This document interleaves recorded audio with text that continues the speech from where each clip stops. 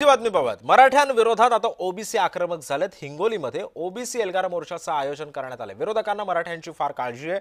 मराठ्यांच्या शासनाधीशाविरोधात आता लक्ष्मण हाकेंनी इशारा दिलेला आहे। हिंगोलीमध्ये ओबीसींचा सध्या मोर्चा आता निघालेला आहे। सरकारला मराठ्यांची जास्त काळजी असा थेट हल्लाबोल जो आहे तो लक्ष्मण हाकेंनी केलेला आहे। आम्ही आज हिंगोलीमध्ये प्रमाणपत्र दिले जाते, पण त्याच हिंगोली जिल्ह्यामध्ये आम्ही आज कळमनुरीला मोर्चा काढत आहोत।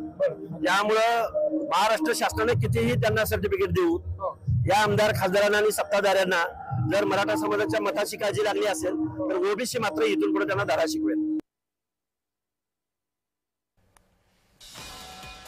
त्यामुळे आपण पाहतोय की सध्या ओबीसी मोर्चातून आता हाकेंनी हल्लाबोल केलेला आहे।